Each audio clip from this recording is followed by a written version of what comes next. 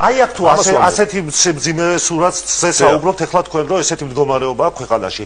ამ დროს თქვენი ლიდერი რატომ არის უცხოეთში და იქიდან რატომ აკეთებს კომენტარებს, რატომ არ არის აქ თუ ასე მიატოვა საკუთარი ამომრჩეველი თუ რა ხდება? რას ნიშნავს მიატოვა? აბა რატო არ არის აქ? იმიტომ არ არის, რომ მაქსიმალურად ეფექტური იყოს ამ ბრძოლაში. როგორ არის ეფექტური? ეფექტურია ძალიან. იმიტომ რომ ონლაინ. დღეს თელემსოფლიო ონლაინ მუშაობს. რატომ არ არის? იმიტომ აბა რა გინდათ რომ იმას რა ქვია 15 წლიანი მუხლი თავი დააჭერინოს სულ ოკეანის რაღაც გაუგებარი კომისიის დასრულებაზე.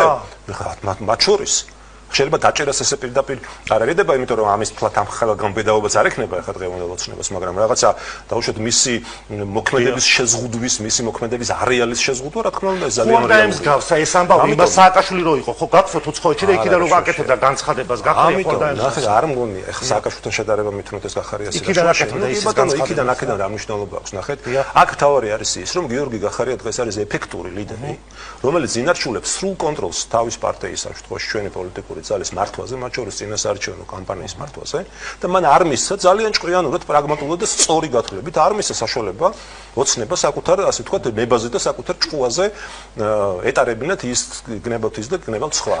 და ამიტომ მე პირადადაც ამას ხარს უჭერ და მიმაჩნია, რომ ეს იყო სწორი გადაწყვეტილება. თუ სამართალდამცველი სტრუქტურები დაინტერესდებიან, თუნდაც ჩორჩანას საქმესთან დაკავშირებით და ბატონ გახარიას გამოიძახებენ სასამართლოში, ის არ ჩამოვა? ხო, ჯერ ჩორჩანას საქმე, მოდი ეს კიდევ ერთხელ კარგად გავმარტოთ, ამას ვერც იზამენ და არც იზამენ, იმიტომ რომ ძალიან კარგად ნახეს, რომ წააგეს ეს საქმე თავიდან ბოლომდე.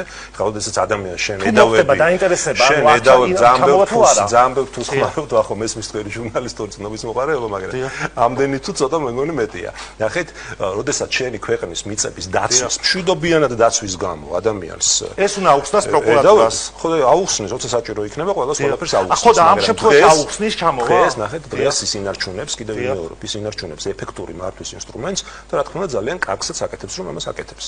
ხა სხვა შემთხვევაში ახლა ჩვენ არ ვიცით ხა არიან პოლიტიკური ლიდერები, ვინც მიიღეს გადაწყვეტილება და არიან ციხეში ასე ვთქვათ. ძალიან ცუდია, რა თქმა უნდა თითოეული მათგანის დაპატიმრება იყო პოლიტიკურად მოტივირებული, მაგრამ რა თქმა უნდა მათ ქონდათ საშუალება რომ არიდებოდნენ ამ სასჯელს, ხო? ეხლა მე მაგალითად მე რო ყოფილიყავი პოლიტიკური ლიდერი. მარიდა თავი ამას. ახეთ მე რო ყოფილიყავი პოლიტიკური ლიდერი, რომელიც ხალხს მოუწოდებს მაგალითად 4 ოქტომბერს ქუჩაში გამოსვლისკენ გადატრიალებისკენ და ასე შემდეგ მე ყველაფერს გავაკეთებდი, აბსოლუტურად ყველაფერს გავაკეთებდი იმისთვის, რომ ამერიდებინა ეს გასჯელი. იმიტომ რომ მე ჩემთვის თავარი იქნებოდა ხალხთან ერთად დგომა, ხო? ხო და ამით და ამ პოლიტიკოსების როგორც ჩანს გადაწყვეტილება იყო რომ ეს მათთვის ეს პოლიტიკური პროტესტის გარკვეული ფორმაა და პატივს მე ამას პირადად. მაგრამ კიდევ დევნორებ რომ მე რომ ყოფილიყავი ამას არ გავაკეთებდი, ყველაფერს გავაკეთებდი რომ ხალხთან ერთად დარჩენილიყავი. მით უფრო მაშინ, როდესაც კანონი გარკვეულწილად ამის საშუალებას გაძლევს, ნუ გულისხმობ მაგალითად გირავოს გადახდეს და ასე შემდეგ.